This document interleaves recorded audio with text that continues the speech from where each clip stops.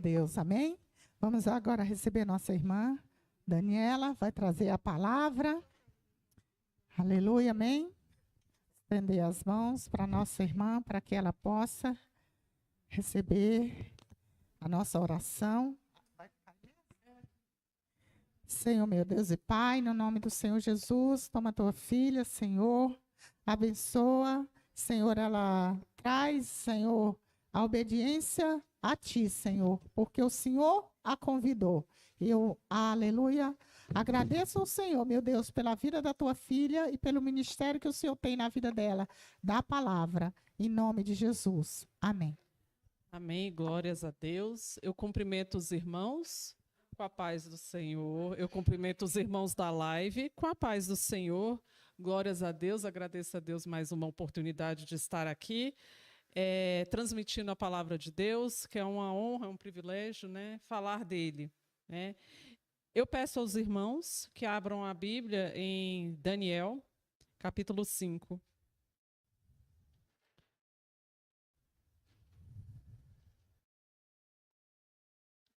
Amém? Nós vamos ler todo o capítulo. O banquete do rei Belsazar. O rei Belsazar deu um grande banquete a 1000 homens importantes do seu reino, e bebeu vinho na presença deles. Enquanto Belsazar bebia e apreciava o vinho, mandou trazer os utensílios de ouro e de prata que Nabucodonosor, o seu pai, havia tirado do templo de Jerusalém, para que ele, os homens importantes do reino e as mulheres e concubinas do rei os usassem para beber vinho. Então trouxeram os utensílios de ouro que haviam sido tirados do templo da casa de Deus em Jerusalém. E beberam neles o rei, os homens importantes do reino e as mulheres e concubinas do rei.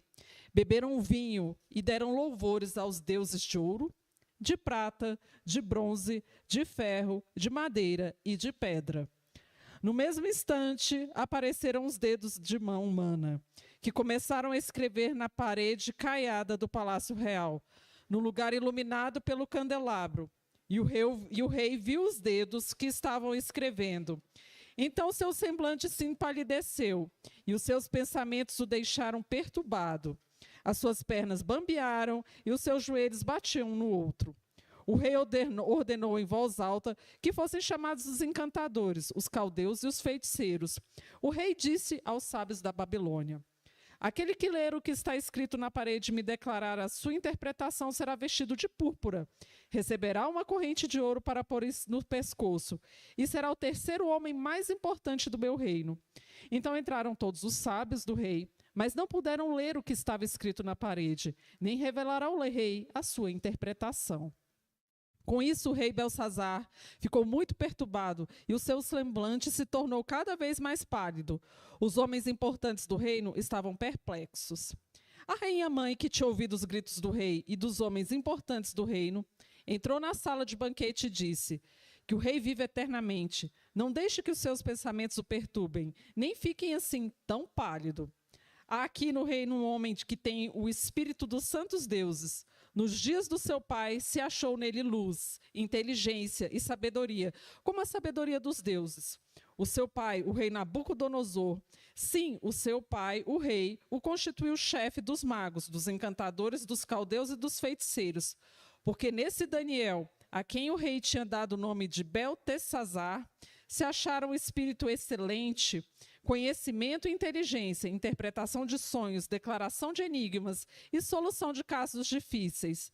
Portanto, chame Daniel e ele te dará a interpretação. Então Daniel foi levado à presença do rei. O rei falou com Daniel e lhe perguntou: você é aquele Daniel dos exilados de Judá, que o rei meu pai trouxe de Judá? Tenho ouvido dizer a respeito que o espírito dos deuses está em você, e que em você se acha luz, inteligência e excelente sabedoria. Acabaram de ser trazidos à minha presença os sábios e encantadores para lerem o que está escrito na parede, me deram sua interpretação. Mas eles não puderam dar a interpretação dessas palavras. Eu, porém, tenho ouvido dizer que você é capaz de dar a interpretação e solucionar os casos difíceis. Portanto, se você ler o que está escrito e me revelar a sua interpretação, você será vestido de púrpura, receberá uma corrente de ouro para pôr no pescoço e será o terceiro homem mais importante do meu reino. Então Daniel respondeu e disse na presença dos reis: o Senhor pode ficar com seus presentes e dar as suas recompensas a outra pessoa. No entanto, vou ler para o rei o que está escrito na parede e lhe farei a interpretação. Ó rei, o Deus Altíssimo deu o reino a Nabucodonosor, seu pai, bem como grandeza, glória e majestade. Por causa da grandeza que lhe deu, pessoas de todos os povos, nações e línguas tremiam e temiam diante dele. Matava quem queria e a quem deixava com vida. Exaltava uns e humilhava outros. Mas quando o coração dele se elevou e o seu espírito se tornou orgulhoso e arrogante, foi derrubado do seu trono real e perdeu toda a sua glória. Foi expulso do meio dos filhos dos homens, e o seu coração foi feito semelhante ao dos animais, e passou a morar com jumentos selvagens. Comia capim como os dos bois, e o seu corpo foi molhado pelo orvalho do céu. Até que reconheceu que Deus, o Altíssimo, tem domínio sobre os reinos do mundo, e os dá a quem ele quer. E o senhor rei Belsazar, que é filho de Nabucodonosor, não humilhou seu coração, mesmo sabendo de tudo isso. Pelo contrário, se levantou contra o Senhor do céu, mandou trazer os utensílios do templo dele, para que o Senhor, ó rei, as suas mulheres e concubinas, juntamente com os homens importantes do reino, bebessem vinho nesses. Além disso, deu os seus louvores aos deuses de prata, de ouro, de bronze, de ferro, de madeira, de pedra, que não veem, não ouvem, não sabem nada. Mas o Senhor não deu glória a Deus, em cuja mão está a sua vida e todos os seus caminhos. E por isso que ele enviou aquela mão para escrever na parede. E o que está escrito é isto: Mene, Mene, Tekel e Parsim. Esta é a interpretação daquilo. Mene, Deus contou os dias do teu reinado, ó rei, e pôs um fim nele. Tekel, você foi pesado na balança e achado em falta. Pérez, o seu reino foi dividido, entregues aos medos e aos persas. Então Belsazar mandou que lhe vestissem de púrpura, que vestissem Daniel de púrpura, que lhe pusessem como corrente de ouro, uma corrente de ouro no pescoço, e o proclamassem que passaria a ser o terceiro no governo do seu reino. Naquela mesma noite, Belsazar, rei dos caldeus, foi morto, e Dario, o Medo, se apoderou do reino, quando tinha mais ou menos 62 anos de idade. Amém. Podem se sentar. A passagem longa, né? Hoje, o tema da pregação é a balança de Deus, né? Eu vou pegar o trecho que fala Tekel. Você foi pesado na balança e achado em falta, né? Bem,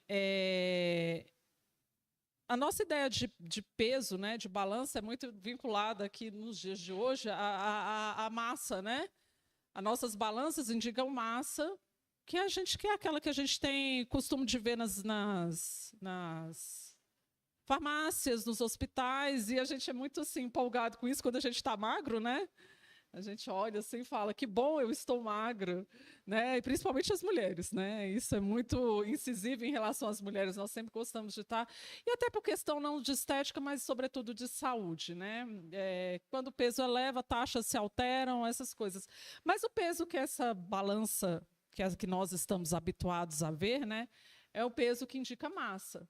Né? E nós estamos sempre observando isso. Massa, coloca alguma coisa, 1 quilo de carne, 2 quilos de carne e pronto, e para pesar, para levar para casa, ou fruta, enfim, a gente está muito vinculado a isso. Mas essa balança indica massa.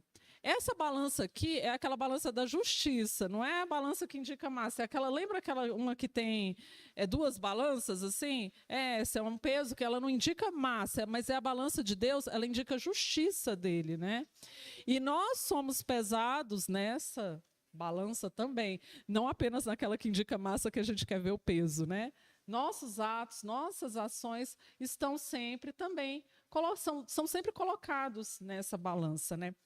E essa passagem da Bíblia, né, ela se passou na Babilônia, na cidade da Babilônia. A cidade da Babilônia, ela era uma cidade assim de grande porte para a época, né? A gente tem que olhar para aquela época com outros olhos. Era uma cidade de grande beleza, uma cidade culturalmente muito rica, É uma cidade que tinha de estudiosos, era uma cidade que tinha até uma das 7 maravilhas do mundo antigo, que são os jardins suspensos da Babilônia. Né? Essa é uma das 7 maravilhas do mundo antigo, que ficava na Babilônia. Né? Ela é uma cidade politeísta. Então, quem nascia, crescia lá, em regra, se tornava politeísta, porque era o que tinha de religião lá e que as pessoas tomavam conhecimento. Lá habitavam os caldeus, né? Então você crescia naquele caldeirão de inúmeros deuses pagãos, né? Então você acabava que se habituava com aquilo e naturalizava aquele paganismo todo, né? E não é diferente dos reis que lá viveram, né? Um dos mais proeminentes reis da cidade da Babilônia, né, do Império Babilônico, né, foi Nabucodonosor. Né? A Bíblia diz que ele fala que ele é pai, o Nabucodonosor II, porque nós tivemos também o Nabucodonosor I, né, que era o pai de Nabucodonosor II. Este aqui da Bíblia é o Nabucodonosor II, entenderam? Mas assim, a Bíblia diz que Belsazar era filho de Nabucodonosor. Mas quando você vai estudar alguns textos, né, nos estudos, nos textos babilônicos, eles indicam que ele, na verdade, era neto. Né, que ele era filho de um dos filhos dele, que era Nabônido. Né, e durante esse período ele estava em corregência com o filho. Mas eu vou considerar aqui, porque a Bíblia, né, diz isso, que é filho, então eu vou acabar falando assim. Mas eu só deixo isso como um indicativo, porque se alguma outra oportunidade vocês ouvirem uma pregação, né, talvez vocês ouçam que Belsazar é neto de Nabucodonosor.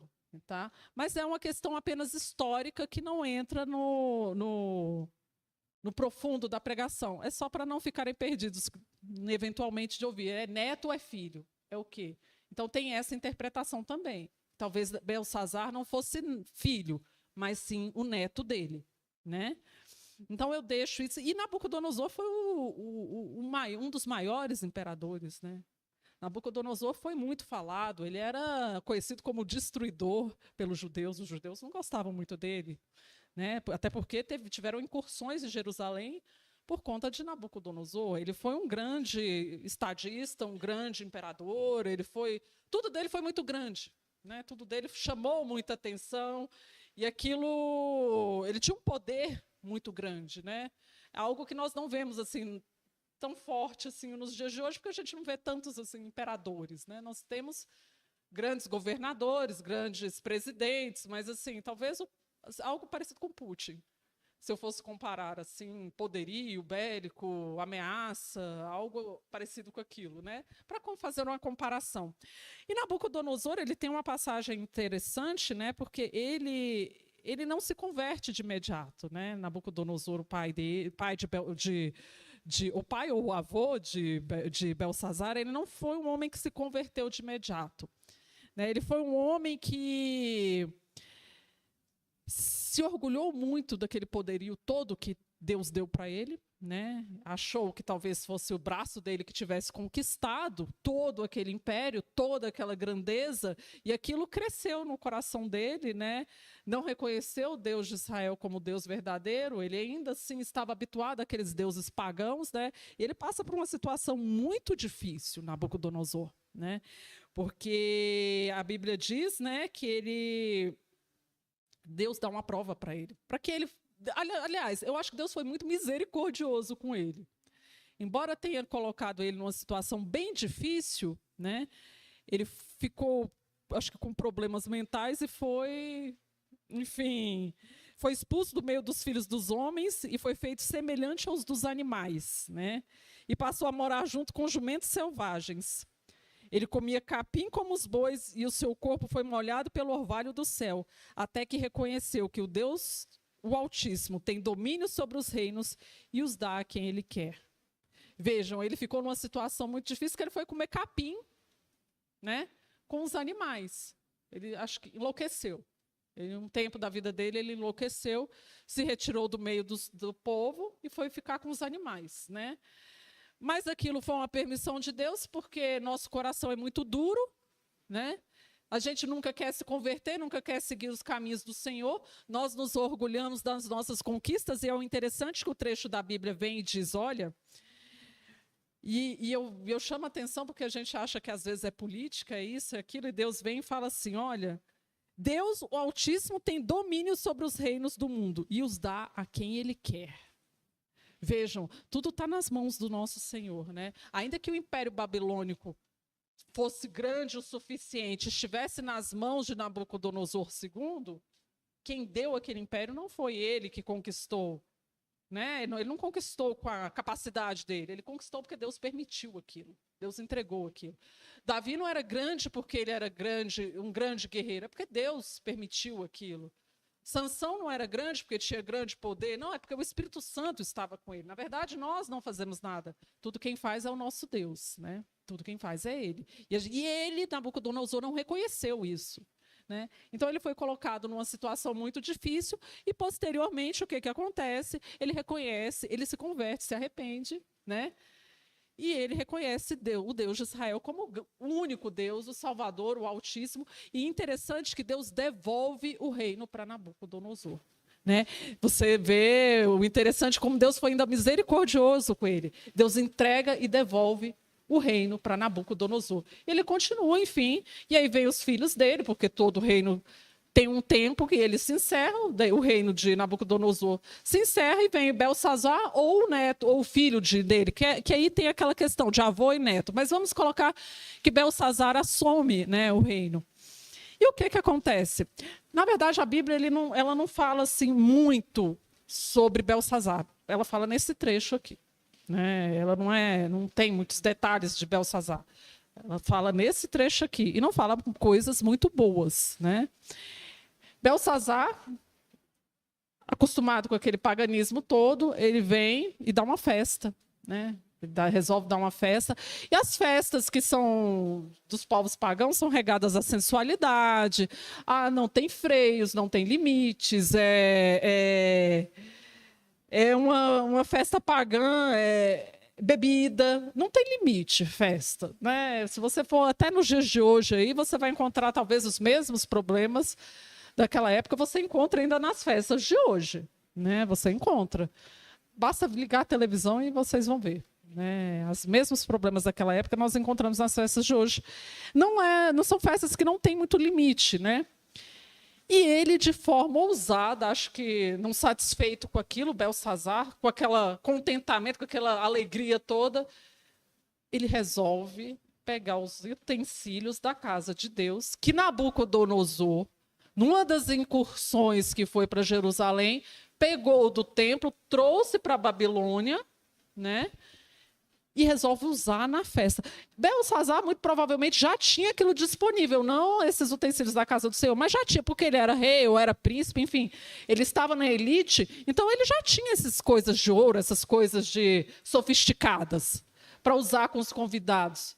Mas não era suficiente aquilo que ele tinha já disponível para ele, na condição de uma pessoa grande do Estado. Não foi suficiente aquilo. Ele teve que pegar os do templo para usar na festa, né? E aí o que acontece? Eles bebem naquelas taças, aqueles utensílios, aquelas coisas que foram preparadas, consagradas a Deus.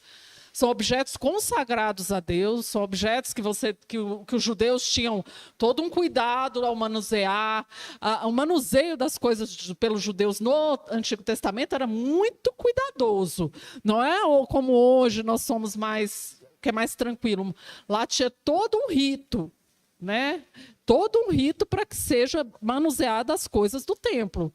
E aquilo não foi obedecido, foi colocado aqueles utensílios de ouro, prata, tudo ali de qualquer jeito, numa festa pagã, celebrando deuses pagãos, numa coisa sensual, numa festa sem limite, com bebida, eles foram beber para comemorar na festa. E não contente, porque não basta isto, né?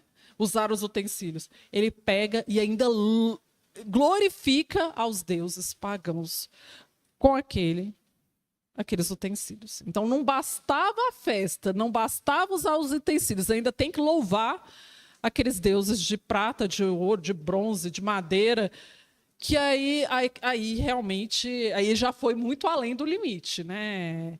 Acho que ele não parou para pensar no que ele estava fazendo. E o que acontece?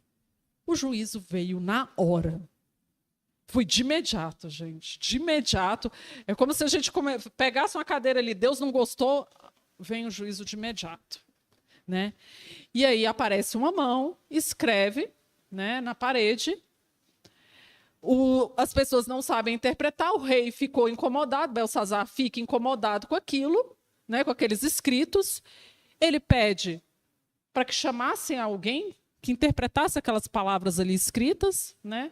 Chama os feiticeiros, os magos, aquelas pessoas do reino, do paganismo dele, né? Da religião pagã dele, para interpretar. Eles não conseguem, não logram êxito, né? A rainha mãe se lembra de Daniel, né? Daniel ainda estava lá na Babilônia. Ela se lembra, né, dele, né? Se os meus não conseguem, talvez aquele que tenha o Espírito do Senhor, né, logre êxito e interprete as palavras que ali estão escritas, né? E Daniel é colocado na frente de Belsazar. E ele realmente logra êxito, né, em interpretar aquelas palavras. Ele logra êxito. Ele interpreta aquelas palavras e ele vem e fala o que eu já li, né? Ele vem e diz, olha, Deus contou os seus dias do reinado, né? Mene, ó rei, e pôs um fim nele. Você foi pesado na balança e achado em falta.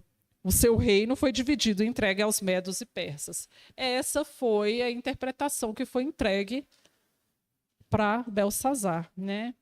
A resposta veio de imediato, meus irmãos, de imediato, né? E por quê? Ele não deu glórias a Deus. Ele deu glórias aos deuses pagãos dele. E Belsazar, né, Daniel, perdão, ele vem e fala, olha, você não aprendeu com seu pai.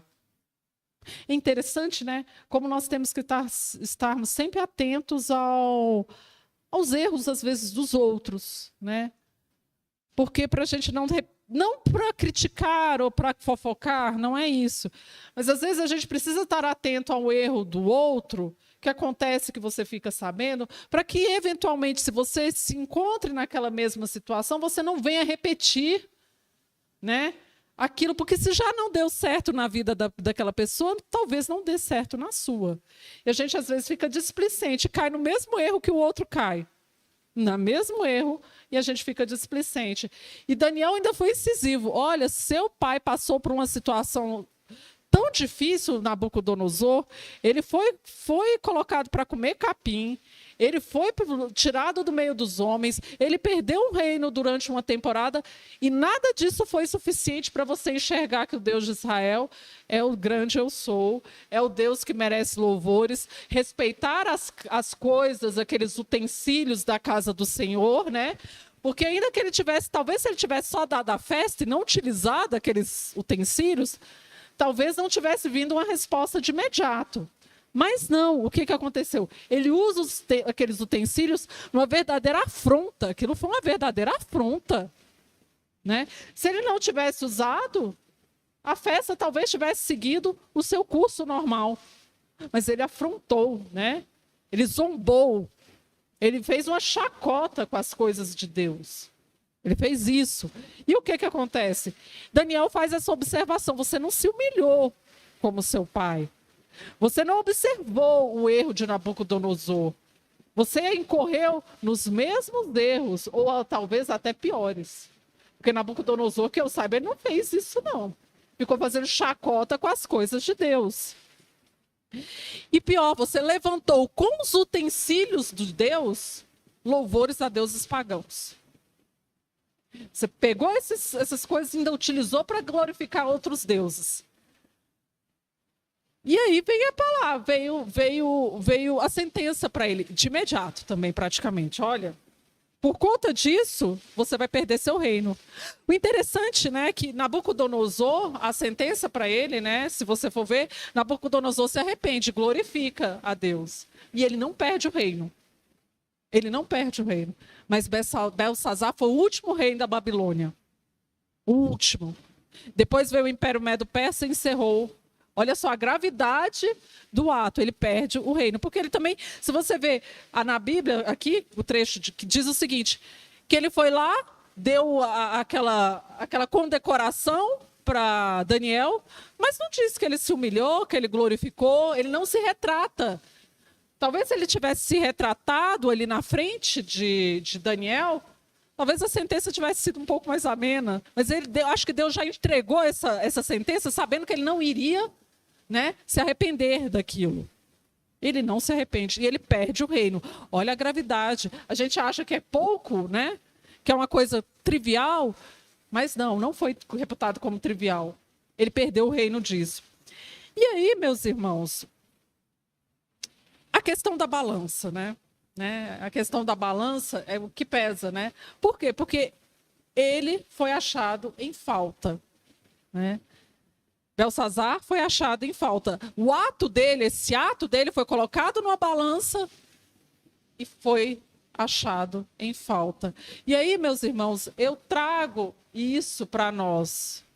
Se nós fôssemos colocados hoje na balança, assim como Belsazar foi, como seria a sentença para nós?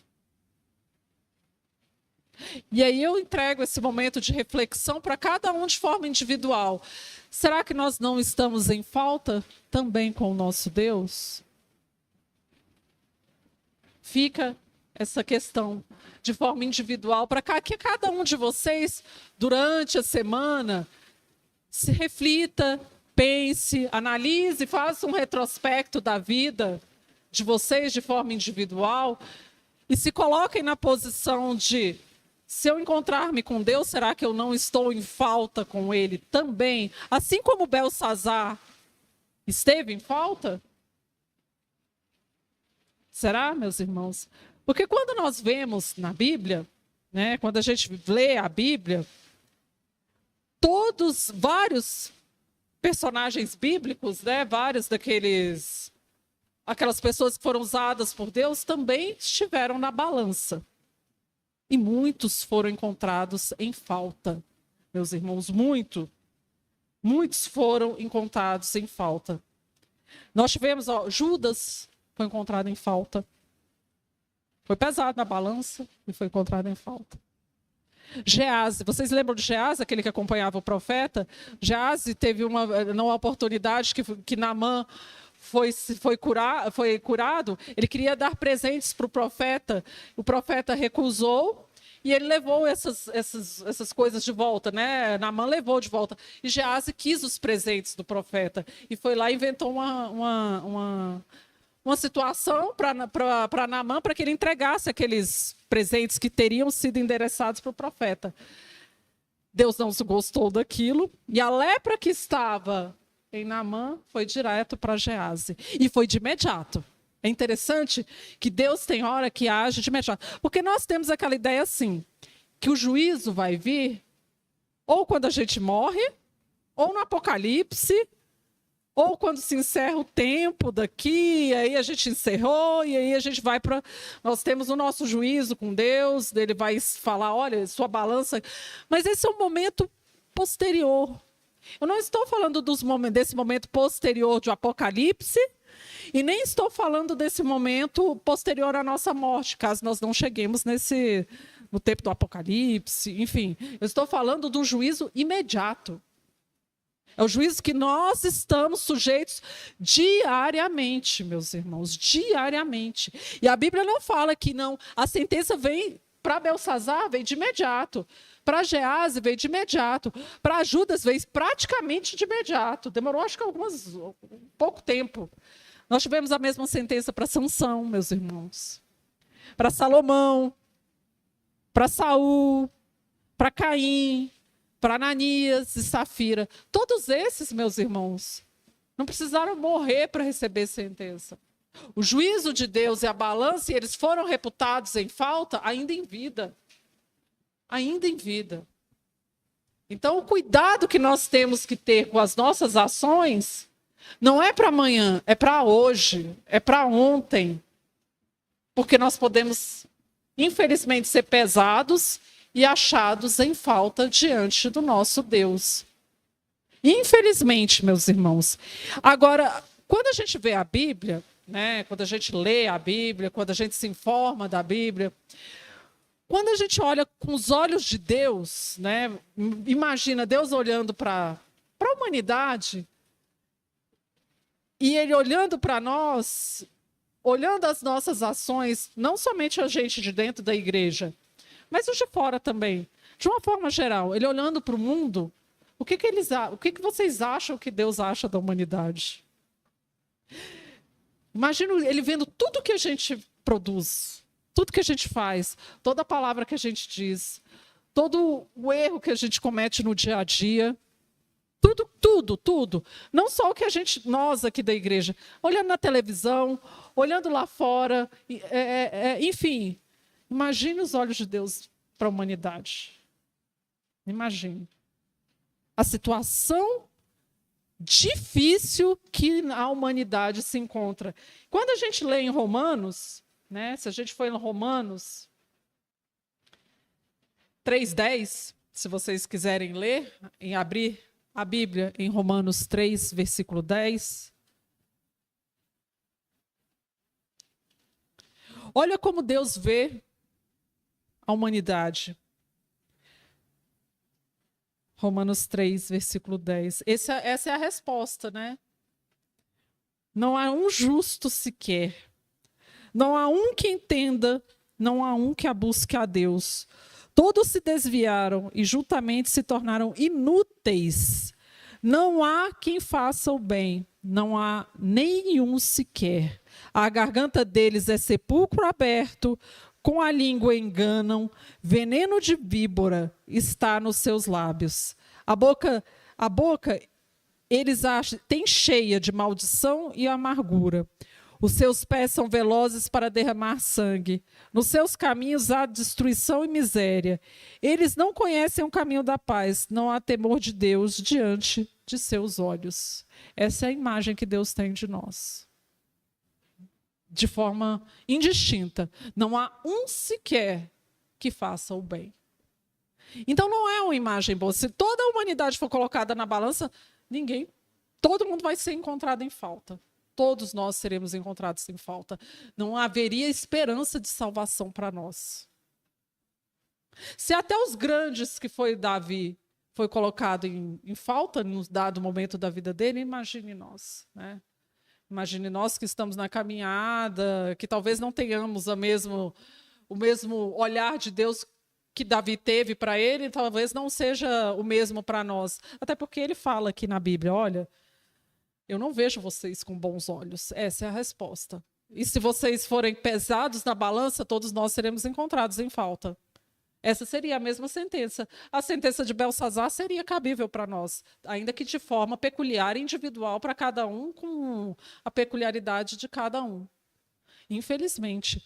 Mas Deus ainda assim é misericordioso, tem sim solução, né? Tem. Todos nós estamos em falta, né? Teve solução para Nabucodonosor. Teve solução, né? Nabucodonosor foi pesado na balança, foi achado em falta, mas ele se arrependeu. Ele se arrepende, ele se converte e Deus restitui. Ele é um Deus também de restituição. Ele olha, ele corrige, mas ele também restitui. Todos nós estamos em falta, mas nós podemos ser vistos, sim, com bons olhos. Jesus vem e fala, olha, eu não vim chamar os justos, mas aos pecadores ao arrependimento. Então, a primeira coisa é arrepender-se, né? Nós não somos bem vistos por Deus, e com razão, né? Mas, mediante o arrependimento, a nossa balança começa a pesar de forma positiva, né? A nossa balança já começa a pesar de forma positiva. Glórias a Deus por isso, realmente. Então, mediante o arrependimento daquelas nossas ações que desagradam a Deus, ele começa a ver um coração mais sensível, um coração mais inclinado a fazer o bem, inclinado às coisas do céu, né? Mas ainda assim, meus irmãos, por mais que nós venhamos a nos arrepender, por mais que Jesus fale, olha, meus irmãos, é preciso se arrepender, ainda assim nós temos tanto mal dentro de nós que nossas ações não nos levam ao céu. A gente ainda precisa ser justificado, porque nada nosso é bom.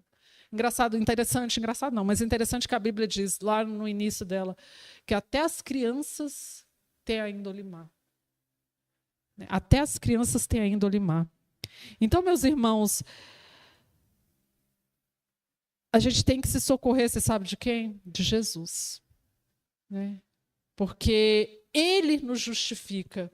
Ele consegue fazer a diferença na nossa balança. Porque nossas ações, não. Nossas ações, por mais que nós nos venhamos a arrepender. Né? E isso não digo eu, mas quem diz é a Bíblia. Né? A justificação pela fé. Justificado, pois, mediante a fé, temos paz com Deus por meio do nosso Senhor Jesus Cristo, pela qual obtivemos também acesso, pela fé, a esta graça na qual estamos firmes e nos gloriamos da esperança da glória de Deus. Está em Romanos 5. Justificados pela fé? Sim, nós somos. Romanos 5, versículo 1. Mas por Jesus. Então, a diferencial, meus irmãos, está no arrependimento, está em Jesus Cristo e, sobretudo, meus irmãos, também direcionar os nossos louvores a Deus. Porque o erro, dos grandes erros de Belsazar foi direcionar os louvores deles a deuses pagãos. Mas nós temos que ser diferente. Nós temos que direcionar o nosso agradecimento e a nossa dedicação e a nossa lealdade ao Deus de Israel. Veja que isso faz diferença, né? Nós temos que procurar saber qual é o comissionamento que nós temos, que Ele nos dá. Ah, mas eu não sei. O que eu tenho que fazer para Ele? Todos nós temos uma função no reino da terra em prol dEle. Né? Todos nós temos. E muitos, às vezes, estão desinteressados, não se empenham, não procuram saber o que tem que fazer para Deus. Sim, meus irmãos, nós não viemos aqui simplesmente para viver a vida para nós. Nós viemos aqui para agradar a Ele e não viver uma vida exclusivamente de forma egoísta para nós mesmos. Nós viemos para agradar a Deus. Os irmãos aqui acabaram de relatar, de dar o testemunho que abriram mão do tempo da vida deles, abriram mão do conforto deles para cuidar do Pai. Né? Então nós temos um comissionamento na obra do Senhor. E nós temos que executar esse comissionamento. Nós temos ainda assim, meus irmãos, que praticar boas obras. Né? Não só o comissionamento individual no reino, mas praticar as obras boas. Não porque isso vai nos salvar. Nossas obras não nos salvam. Mas isso é um indício de que já estamos salvos. Né? Isso já é um indício de que estamos. E meus irmãos, a gente também tem que ver uma coisa. E é o que Belsazar e Nabucodonosor não perceberam. A intenção das nossas ações. Qual a intenção? O que está no profundo para você estar fazendo aquilo ali? O que está, meus irmãos? Porque você mascarar as coisas para os outros é uma coisa. Mas não existe máscara diante do Senhor. Ele vai ver a intenção do coração. Se você está direcionando a intenção para as coisas boas ou para as coisas ruins. Então nós temos que ter muito cuidado com a intenção do nosso coração. Até porque o nosso coração é mau. Né? Então, se a gente não tomar cuidado, a gente desliza. Né? E a Bíblia fala em Provérbios 16, 2. Todos os caminhos de uma pessoa são puros aos próprios olhos, mas o Senhor sonda o espírito. Então veja, meus irmãos, o olhar que você tem para si próprio é puro.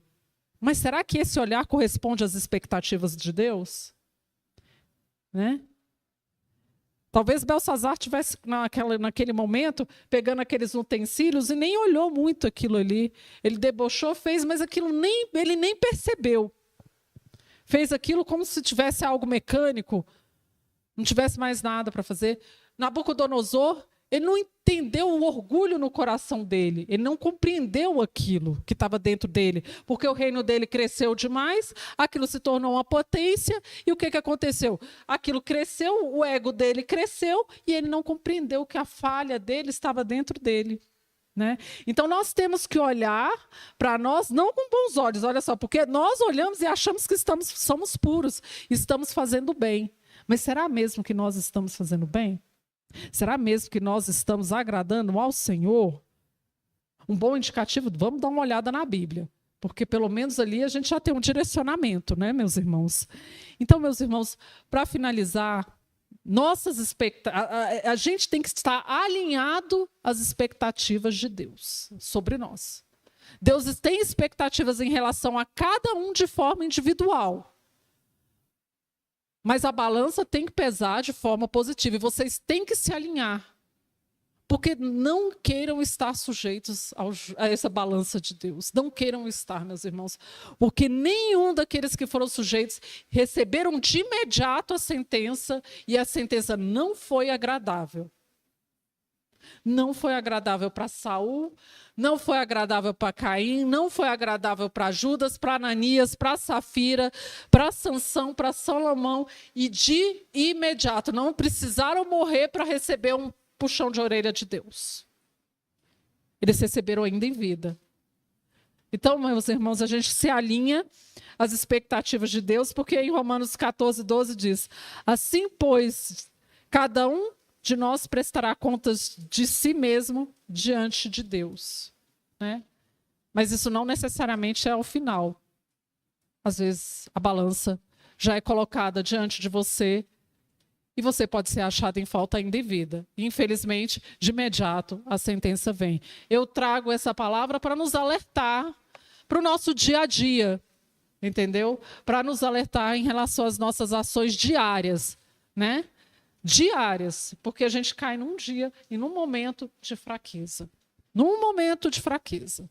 Amém? Eu agradeço a oportunidade, agradeço a pastora pela oportunidade e eu espero que a palavra que foi aqui dita alcance as mentes, alcance os corações e que promova a mudança para a gente se aliar às expectativas do nosso Deus.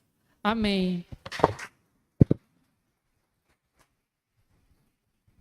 Glória a Deus, amém? Deus abençoe a Daniela. É para chamar a atenção mesmo. Palavra maravilhosa. Amém? Eu ruminei a palavra, igual a vaca, né? Você vai ali mastigando, mastigando, ouvindo, e aí colocando em prática. Glória a Deus. Que Deus te abençoe. Amém, irmãos? Vamos agradecer a Deus, vamos orar, vamos ficar de pé, orar ao Senhor nessa hora, para Deus abençoar a nossa vida. Você, quem está aqui presente, ir para casa, está chovendo, mas Deus vai colocar o barco dele aí estendido, amém, Deus vai abençoar, vai passar essa chuva agora, para os irmãos ir para casa, amém. Antes quero orar pelos dizimistas, ofertantes, pelas finanças da casa do Senhor. Senhor, meu Deus e Pai, em nome do Senhor Jesus, apresente diante de Ti, ó Pai, esse gasofilaço, ó Deus, que está aqui como demonstração, meu Pai, mas que o Senhor possa visitar cada vida, Pai, cada um, Senhor, que tem cooperado com essa obra, que possa ser restituído em dobro em nome de Jesus. E aqueles que não podem também possam ser abençoados. Abra as portas, meu Pai. Abençoe em nome de Jesus, ó Deus. Amém. Senhor, meu Deus e Pai, leva a tua igreja para casa, Senhor, guardando do mal, do homem sanguinário, da bala perdida, do assalto, do sequestro, do latrocínio, da praga, da doença, da enfermidade. Senhor, guarda a tua igreja em nome de Jesus e leve em segurança, Senhor, em nome do Senhor Jesus que eu te peço, ó Pai, da saúde, paz, vitória. Em nome do Senhor Jesus, que a tua palavra, Senhor, ela possa estar, aleluia, sempre na nossa mente e no nosso coração, para que nós possamos praticar em nome de Jesus. Tende misericórdia de nós, Senhor, pois a luz da tua palavra, Senhor, é verdade, Senhor. Todos nós, Senhor, somos pecadores. Aleluia, todos nós, aos teus olhos, Senhor, meu Pai, o Senhor olha e vê falha. Não existe santo, santão aqui. O Senhor diz, sede santo como eu sou. O Senhor nos convida a nos purificar. E a purificação vem pelo arrependimento, pelo pedido de perdão. Perdoa-nos, Senhor. Perdoa-nos, Senhor, Pai. Tende misericórdia do teu povo, da tua igreja, Pai. Tende misericórdia de mim. Tende misericórdia da tua igreja, Pai. Tende misericórdia do teu povo, Pai. Leve em segurança o teu povo para casa, em nome de Jesus. Que a graça do Senhor Jesus Cristo, o amor de Deus e a comunhão do Pai, do Filho e do Espírito Santo esteja com toda a igreja. Todos digam amém e até domingo.